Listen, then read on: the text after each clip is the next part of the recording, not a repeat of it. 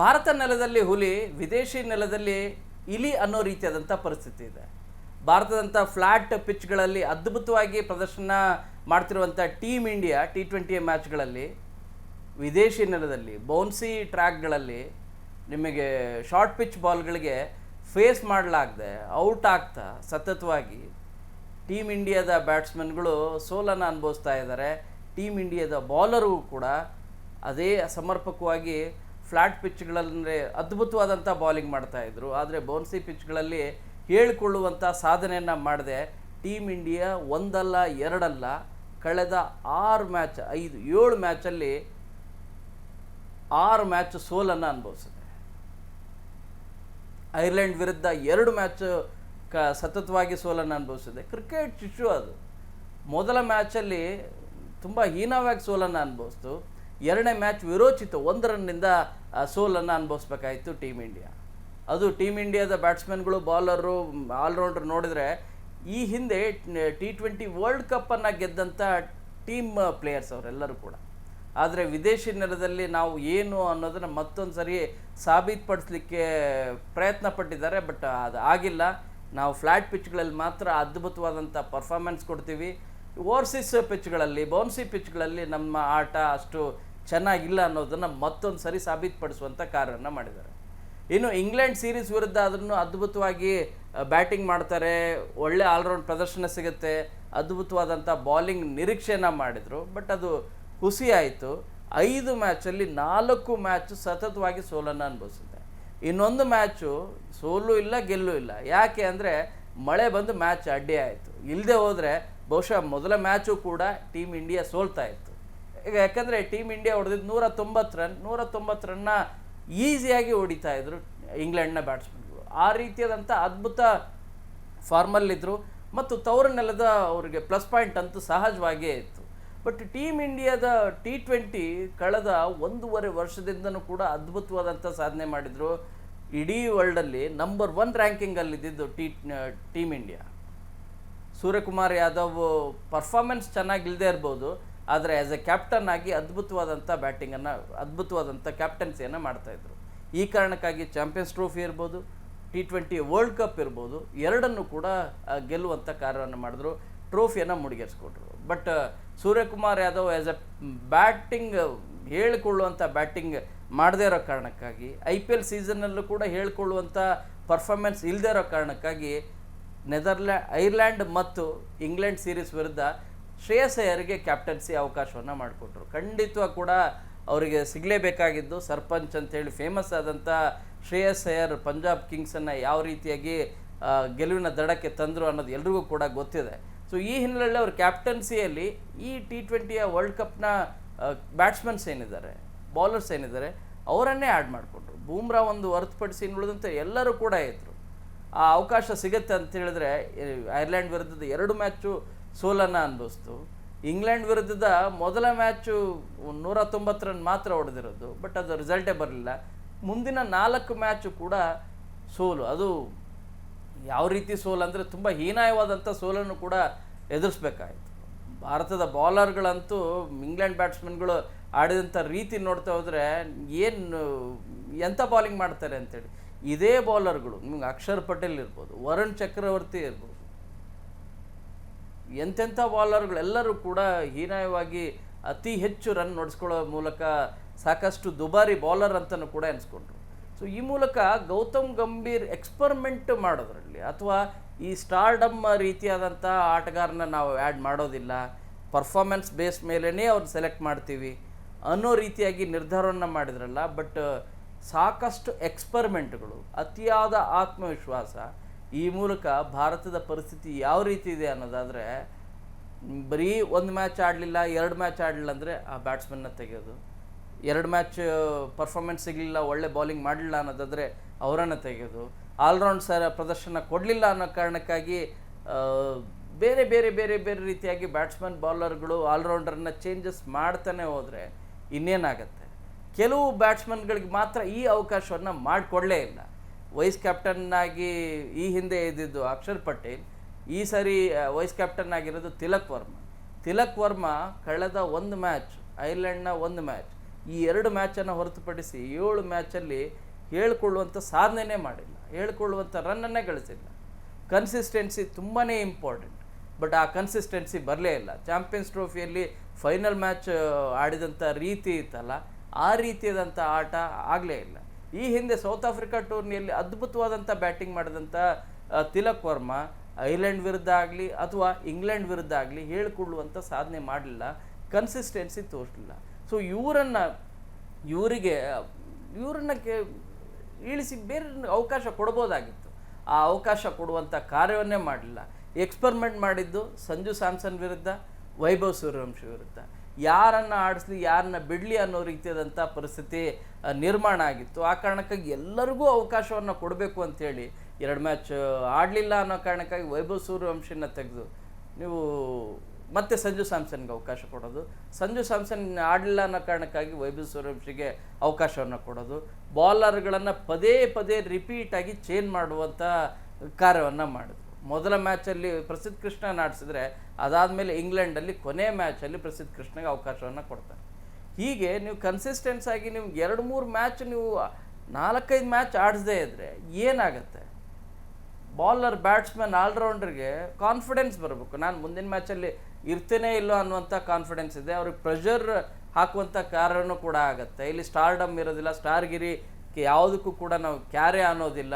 ಅಗ್ರೆಷನ್ನೇ ಬೇಕು. ಹೌದು, ಅಗ್ರೆಷನ್ ಬೇಕು, ಆದರೆ ಓವರ್ಸೀಸ್ ಪಿಚ್ಗಳಲ್ಲಿ ನಾವು ಹೇಗೆ ಆಡಬೇಕು, ಅಡ್ಜಸ್ಟ್ಮೆಂಟ್ ಹೇಗೆ ಮಾಡ್ಕೋಬೇಕು ಅಂತೇಳಿ ಯಾವನ್ನು ಕೂಡ ನೀವು ಲೆಕ್ಕ ಇಲ್ಲದೆ ಸತತವಾಗಿ ಸೋಲನ್ನೇ ಅನುಭವಿಸಿದ್ರೆ, ಎಕ್ಸ್ಪರಿಮೆಂಟ್ಗಳನ್ನೇ ಅತಿ ಹೆಚ್ಚಾಗಿ ಮಾಡಿದ್ರೆ, ಓವರ್ ಕಾನ್ಫಿಡೆನ್ಸಲ್ಲೇ ನೀವು ಅದೇ ರೀತಿಯಾಗಿ ಆಟ ಆಡಲಿಕ್ಕೆ ಹೋದರೆ ಏನಾಗತ್ತೆ? ನಾವು ಕಂಡುಕೊಂಡಂಥ ಸೋಲುಗಳೇನಿದ್ದಾವೆ ಅಥವಾ ನಾವು ಯಾವುದರಲ್ಲಿ ನಾವು ಹೀನಾಯವಾದಂಥ ಆಟ ಆಡ್ತಿದ್ದೀವಿ ಅವುಗಳನ್ನು ನಾವು ಗೆಲ್ಲದೇ ಇದ್ದರೆ ಏನಾಗತ್ತೆ? ಅದಕ್ಕೆ ದಿ ಬೆಸ್ಟ್ ಎಕ್ಸಾಂಪಲ್ ಈ ಹಿಂದೆ ನ್ಯೂಜಿಲೆಂಡ್ ನಮ್ಮ ಭಾರತಕ್ಕೆ ಬಂದಾಗ ಸೀರೀಸೇ ಅದ್ಭುತವಾದಂಥ ಸೀರೀಸ್, ಅದು ನ್ಯೂಜಿಲೆಂಡ್ ಗೆಲ್ಲುವಂಥ ಕೆಲಸ ಮಾಡಿತು. ಅದೇ ರೀತಿಯಾಗಿ ಸೌತ್ ಆಫ್ರಿಕಾ ವಿರುದ್ಧ ನಮ್ಮ ಟೀಮ್ ಇಂಡಿಯಾದ ವಿರುದ್ಧ ಆಡಿದಂಥ ರೀತಿಯಲ್ಲಿ ಅವಾಗಲೂ ಕೂಡ ಸೌತ್ ಆಫ್ರಿಕಾ ಸೀರೀಸನ್ನೇ ಗೆಲ್ಲುವಂಥ ಕೆಲಸವನ್ನು ಮಾಡ್ತು. ಅದೇ ರೀತಿ ಈಗ ಆಲ್ಮೋಸ್ಟ್ ವೈಟ್ ವಾಶೇ. ಒಂದು ಮ್ಯಾಚ್ ಸೋತಿಲ್ಲ ಅಥವಾ ಗೆದ್ದಿಲ್ಲ, ಅದು ರಿಸಲ್ಟ್ ಬಂದಿಲ್ಲ ಅನ್ನೋದು ಬಿಟ್ಟರೆ 4 ಮ್ಯಾಚ್ ಸೋಲನ್ನು ಅನುಭವಿಸ್ತು. ಐರ್ಲೆಂಡಲ್ಲೂ ಕೂಡ 2 ಮ್ಯಾಚನ್ನು ಸೋಲನ್ನು ಅನುಭವಿಸ್ತು. ಈ ಮೂಲಕ ಟೀಮ್ ಇಂಡಿಯಾ ನಿಜವಾಗ್ಲೂ ಕೂಡ ಓವರ್ ಕಾನ್ಫಿಡೆನ್ಸ್ ಆಗಿ IPLನ ಮ್ಯಾಚ್ಗಳು ನೋಡ್ತಾ ಹೋದರೆ ಯಾವ ರೀತಿ ಅಂದರೆ 250, 300 ಯಾವುದು ದೊಡ್ಡದೇನಲ್ಲ T20 ಅಂಥೇಳಿ, ಆ ರೀತಿಯಾದಂಥ ಬ್ಯಾಟ್ಸ್ಮನ್ಗಳು, ಬೌಲರ್ಗಳು, ಆಲ್ರೌಂಡರ್ ಇರುವಂಥ ಟೀಮ್ ಇಂಡಿಯಾದ ಪರಿಸ್ಥಿತಿ ಹೀನಾಯವಾಗಿದೆ. ನಂಬರ್ 1 ಪ್ಲೇಸಲ್ಲಿದ್ದಂಥ ಟೀಮ್ ಇಂಡಿಯಾ ಈಗ ನಂಬರ್ 2 ಪ್ಲೇಸಿಗೆ ಬಂದಿದೆ. ಸತತ ಎಕ್ಸ್ಪರಿಮೆಂಟ್ಗಳು ಮತ್ತು ಕೋಚ್ ಗೌತಮ್ ಗಂಭೀರ್ ಯಾಕೆ ಈ ರೀತಿಯಾದಂಥ ನಿರ್ಧಾರಗಳನ್ನು ಕೈಗೊಳ್ಳುತ್ತಿದ್ದಾರೆ? ಗೌತಮ್ ಗಂಭೀರ್ ನಿಜವಾಗ್ಲೂ ಕೂಡ ಹೆಡ್ ಕೋಚ್ ಆಗಿ ಮುಂದುವರಿಬೇಕಾ? ಈ ರೀತಿ ಪ್ರೇಕ್ಷಕರು ಕೇಳ್ತಾ ಇದ್ದಾರೆ. ಈ ಪ್ರೇಕ್ಷಕರ ಪ್ರಶ್ನೆಗೆ BCCI ಉತ್ತರವನ್ನು ಕೊಡಬೇಕಾಗಿದೆ. ಆ ರೀತಿಯಾದಂಥ ಪರಿಸ್ಥಿತಿ ನಿರ್ಮಾಣ ಆಗಿದೆ.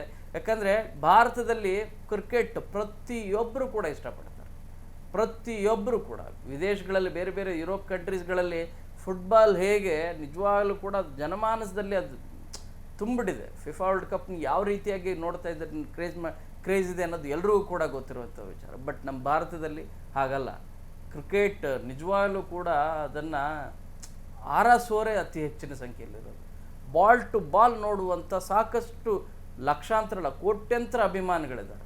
ಆದರೆ ಕೋಟ್ಯಂತರ ಅಭಿಮಾನಿಗಳಿಗೆ ಐರ್ಲೆಂಡ್ ವಿರುದ್ಧದ ಸೀರೀಸ್ ಮತ್ತು ಇಂಗ್ಲೆಂಡ್ ವಿರುದ್ಧದ ಸೀರೀಸ್ ನಿಜವಾಗ್ಲೂ ಕೂಡ ತುಂಬ ಹೀನಾಯವಾದಂಥ ಸೋಲನ್ನು ಅನುಭವಿಸಿದೆ.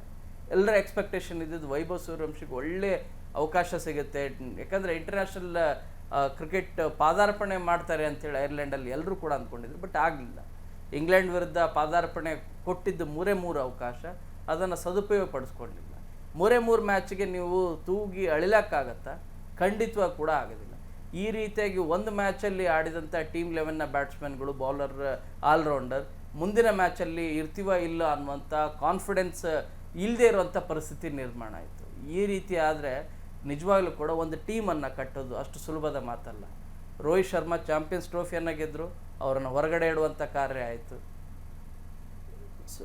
ಸೂರ್ಯಕುಮಾರ್ ಯಾದವ್ ವರ್ಲ್ಡ್ ಕಪ್ ಗೆದ್ದರು, ಆದರೆ ಬ್ಯಾಟಿಂಗ್ ಆಡ್ತಿಲ್ಲ ಅನ್ನೋ ಕಾರಣಕ್ಕಾಗಿ ಅವರನ್ನು ಹೊರಗಡೆ ಇಡುವಂಥ ಕಾರ್ಯ ಆಯಿತು. ಹೀಗೆ ನಿಮ್ಮ ಸ್ಟಾರ್ಡಮ್ ನಾವು ಸ್ಟಾರ್ಗಿರಿ ನಾವು ನಂಬೋದಿಲ್ಲ, ಯಾರ ಪರ್ಫಾರ್ಮೆನ್ಸ್ ಇದೆ ಅವ್ರಿಗೆ ಮಾತ್ರ ಅವಕಾಶ ಕೊಡ್ತೀವಿ ಅಂತ ಹೇಳ್ತಿದ್ದಾರೆ. ಒಂದೊಂದು ಟೀಮಲ್ಲ, ಮೂರು ಟೀಮ್ ಆಡುವಷ್ಟು ಅದ್ಭುತವಾದಂಥ ಬ್ಯಾಟ್ಸ್ಮನ್ ಬೌಲರ್ಗಳಿದ್ದಾರೆ. ಬಟ್ ರೈಟ್ ಟೈಮಲ್ಲಿ ಯಾವ ಬ್ಯಾಟ್ಸ್ಮನ್, ಯಾವ ಬೌಲರ್, ಯಾವ ಆಲ್ರೌಂಡರ್ನ ಆಯ್ಕೆ ಮಾಡಬೇಕು ಅನ್ನೋದು ನಿಜವಾಗ್ಲೂ ಕೂಡ ತುಂಬ ಡಿಫಿಕಲ್ಟ್ ಜಾಬ್ ಅದು BCCI ಸೆಲೆಕ್ಟರ್ಸ್ಗೆ ಭಾಳ ದೊಡ್ಡ ತೊಂದರೆ ಆಗಿತ್ತು. ಬಟ್ ಆಯ್ಕೆ ಮಾಡಿದಂಥ ತಂಡದ ಸದಸ್ಯರನ್ನು ಸಮರ್ಪಕವಾಗಿ ಟೀಮ್ ಲೆವೆಲ್ನ ಆಟಗಾರ ಯಾರನ್ನು ಆಡಬೇಕು ಮತ್ತು ಕನ್ಸಿಸ್ಟೆನ್ಸಿ ಅವ್ರಿಗೆ ಅವಕಾಶವನ್ನು ಕೊಡದೆ ಹೋದರೆ, ಒಂದು ಮ್ಯಾಚ್ ಆಡಲಿಲ್ಲ, 2 ಮ್ಯಾಚ್ ಆಡಲಿಲ್ಲ ಅಂಥೇಳಿ 3ನೇ ಮ್ಯಾಚ್ಗೆ ಬೇರೆ ಬ್ಯಾಟ್ಸ್ಮನ್ನ, ಬೇರೆ ಆಲ್ರೌಂಡರ್ನ, ಬೇರೆ ಬೌಲರ್ನ ತಂದರೆ ಏನಾಗುತ್ತೆ? ಪರ್ಫಾರ್ಮೆನ್ಸ್ ಸಮರ್ಪಕವಾಗಿ ಬರೋದಿಲ್ಲ. ಯಾಕಂದರೆ ಇದೇ ಇಂಗ್ಲೆಂಡ್ನ ಜೋಸ್ ಬಟ್ಲರ್ ಕಂಟಿನ್ಯೂಸ್ ಆಗಿ 2-3 ಟೂರ್ನಮೆಂಟ್ ಹೇಳ್ಕೊಳ್ಳೋ ರೀತಿಯಾದಂಥ ಬ್ಯಾಟಿಂಗ್ ಆಡೇ ಇಲ್ಲ. ಈವನ್ IPL ಕೂಡ ಹೇಳ್ಕೊಳ್ಳುವಂಥ ಬ್ಯಾಟಿಂಗನ್ನು ಮಾಡೇ ಇಲ್ಲ. ಆದರೆ ಬ್ಯಾಕ್ ಮಾಡುವಂಥ ಕಾರ್ಯವನ್ನು ಇಂಗ್ಲೆಂಡ್ನ ಟೀಮ್ ಮಾಡ್ತು. ಕೊನೆ ಮ್ಯಾಚಲ್ಲಿ ಹೇಗೆ ಆಡಿದ್ರು? 64 ರನ್ಸ್, 130+ ರನ್ಸ್ ಹೊಡೆದಿರೋದು. ಸೊ ಈ ರೀತಿಯಾಗಿ ನೀವು ಬ್ಯಾಟ್ಸ್ಮನ್ಗಳನ್ನು ಅಥವಾ ಬೌಲರ್ನ ನೀವು ಬ್ಯಾಕ್ ಮಾಡದೇ ಇದ್ದರೆ, ಅವ್ರಿಗೆ ಕಾನ್ಫಿಡೆನ್ಸ್ ಲೆವೆಲ್ ಬರೋ ರೀತಿಯಾಗಿ ಇಲ್ಲ ಅವಕಾಶವನ್ನು ಕೊಡದೇ ಹೋದರೆ, ನಿಮಗೆ ಸಂಜು ಸ್ಯಾಮ್ಸನ್ ಅಂತ ಬ್ಯಾಟ್ಸ್ಮನ್ನು ಕೂಡ ನಿಮಗೆ ಪೂರ್ ಪರ್ಫಾರ್ಮೆನ್ಸ್ ಬರುತ್ತೆ.